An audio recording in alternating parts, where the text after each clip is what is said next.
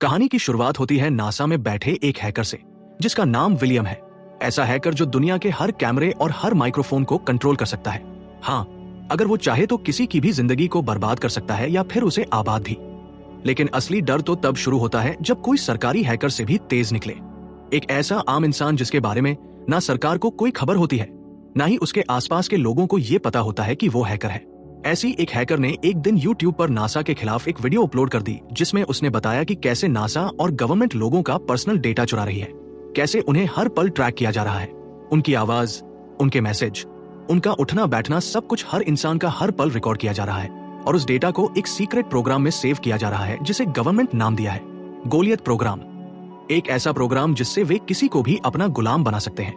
उसकी हर सोच, हर हरकत सरकार के कंट्रोल में। इस वीडियो के अंदर छुपे चेहरे को सामने लाने के लिए नासा अपने सबसे हुनरमंद हैकर को एक्टिवेट करती है। विलियम, एक ऐसा हैकर जो कुछ ही मिनटों में उस हैकर का पता लगा लेता है। लेकिन जितना अच्छा विलियम एक हैकर था, उतना अच्छा पति और पिता नहीं बन पाया।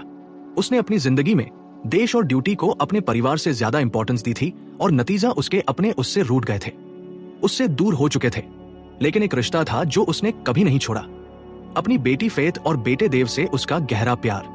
वह अपनी शक्तियों का गलत इस्तेमाल करके चुपकर दोनों पर नजर भी रखता था। विलियम की बेटी फेथ जल्द ही मां बनने वाली थी, मार्क उसके बच्चे का बाप, और जल्द ही विलियम का दामाद बनने वाला था। पर तभी विलियम को कॉल आता है। कॉल थी उसकी पुरानी दोस्त और नासा की साइंटिस्ट साधना की। उसने विलियम को एक वीडियो भेजी और कहा, आज का मौसम बहुत अजीब है विलियम, मैंने ऐसा कभी नहीं देखा, मुझे डर लग रहा है, कुछ बहुत बुरा होने वाला है। उस वीडियो में आसमान की हालत कुछ ऐसी थी जैसे उसके अंदर ही न्यूक्लियर बम फट रहे हो।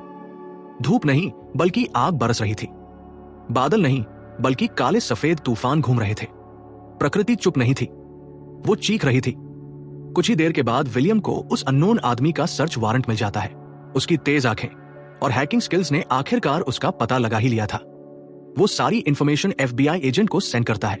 FBI की स्पेशल टीम विलियम के बताए हुए पते पर रेड मारती है, मगर वहां उनके हाथ कुछ भी नहीं लगता। और तभी अचानक जमीन हिलने लगती है, जैसे कोई भूकंप आ गया हो। हर ओर हड़कंप मच जाता है। FBI और विलियम का कनेक्शन टूट जाता है। विलियम एकदम से घबरा जाता है। इतना बड़ा अटैक कौन कर सकता है? उसकी उंगलियां तेजी से कीबोर्ड पर चलती है।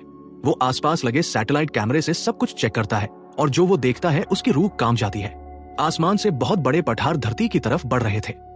ये कोई आम चट्टान नहीं थी, ये थे विशाल मीटियोरॉइड्स, इतने बड़े कि अगर टकरा जाएं तो पूरी दुनिया को खत्म कर दे। और सिर्फ एक नहीं, बहुत सारे मीटियोरॉइड्स एक साथ एक के बाद एक धरती की तरफ गिरते चले आ रहे थे। जब तक किसी को यह समझ आता कि ये सब हो क्या रहा है, तब तक वो पत्थर असंख्य शहरों को तबाह कर चुके थे। विलियम को दुनिया की चिंता तो थी, मगर सबसे ज्यादा फिक्र अपने बच्चों की थी। वो लगातार दुनिया के साथ साथ अपने बच्चों की भी पल पल की खबर रख रहा था। उसी वक्त उसका बेटा डेव एक मुश्किल में बुरी तरह फंस गया था। आसमान से पत्थर बरस रहे थे और डेव अपनी जान बचाने के लिए पागलों की तरह दौड़ रहा था। और तभी एक भारी पत्थर उसके बहुत करीब आकर गिरता है। विलियम का कनेक्शन डेव से टूट जाता है। वो कांप उठता है, सांसें अटक जाती है, मगर उसका बेटा अभी मरा नहीं था, वो जिंदा था। दूसरी तरफ नासा के साइंटिस्ट सैंड्रा इन मीटियोरॉइड्स को करीब से देखने पहुंचते हैं। जैसे ही वो एक पत्थर को हाथ लगाते हैं, वैसे ही मानो उस पत्थर में जान आ जाती है। वो पत्थर टूटने से एक एलियन रोबोट बाहर आता है। वो एलियन रोबोट किसी ऊंची इमारत जितना बड़ा था और धीरे धीरे हर पत्थर से एक रोबोट निकलने लगता है। हर शहर, हर देश, हर कोना अब एलियन रोबोट के आतंक का शिकार बनने लगता है। इनका मकसद था साफ दुनिया को बर्बाद करना। इतने विशाल और खतरनाक एलियन रोबोट को हराने के लिए दुनिया के सारे देश एक साथ आना शुरू करते हैं। सबने अपने अपने सारे हथियार खोल दिए, एक दूसरे की मदद करने लगे। हम एक हैं, ऐसा ऐलान हर देश से गूंजने लगा। मगर यह लड़ाई इतनी आसान नहीं थी। कहीं पर इंसानियत की जीत होती है तो कहीं पर एलियंस की। और ये जंग अब रुकने वाली नहीं थी, क्योंकि अब दाव पर सिर्फ धरती नहीं बल्कि पूरी मानवता थी। विलियम अपनी बेटी को फोन करता है। उसका गला भर आता है, उसकी आवाज कांपती है। फेथ, कहां हो तुम? फेथ बहुत बुरी तरह फंसी हुई थी। वो जहां पर थी वहीं पर एलियन हमला कर रहे थे। आसमान में एक हेलीकॉप्टर उड़ रहा था जिस पर एक एलियन रोबोट ने हमला किया और वो हेलीकॉप्टर सीधा नीचे आकर पेड़ के पास गिरता है। धमाका, धुआं, चीखें। मगर इस बड़े हादसे से किसी तरह बच जाती है, लेकिन उसका एक पैर बुरी तरह घायल हो जाता है। तेजी से खून बहने लगता है और सामने से एक एलियन धीरे धीरे उसकी तरफ बढ़ता चला रहा है। फेथ के चेहरे पर खून, पसीना और डर की परछाई। वो भाग नहीं सकती, उसका पैर जवाब दे चुका तभी उसका हैकर बाप विलियम अपना दिमाग चलाता है। उसे फेथ के आसपास एक कार खड़ी दिखाई देती है। विलियम फौरन उस कार को हैक कर लेता है और फिर फेथ से कहता है, फेथ, सामने खड़ी कार तक किसी भी तरह पहुंचो, उसके आगे मैं सब संभालूंगा। फेथ हिम्मत जुटाकर घायल पैर से लड़खड़ाते हुए टेस्ला की कार तक पहुंच जाती है। उसके पहुंचते ही विलियम उसे कार में हॉस्पिटल की लोकेशन डाल देता है। टेस्ला की गाड़ी खुद ब खुद हॉस्पिटल की तरफ दौड़ पड़ती है। विलियम फौरन अपने होने वाले दामाद मार्क को भी खबर करता है, तुम्हारी बीवी और बच्चे की जान खतरे में है, फौरन हॉस्पिटल पहुंचे। कुछ देर बाद विलियम को स्क्रीन पर एक अजीब और डरावनी चीज दिखाई देती है। सभी एलियन रोबोट सरकार की बिल्डिंग के बाहर खड़े थे, जहां पर गवर्नमेंट अपना सारा डाटा सिक्योर करके रखती है। विलियम को शक होता है कहीं ये एलियन हमारा सीक्रेट डाटा चुरा तो नहीं रहे।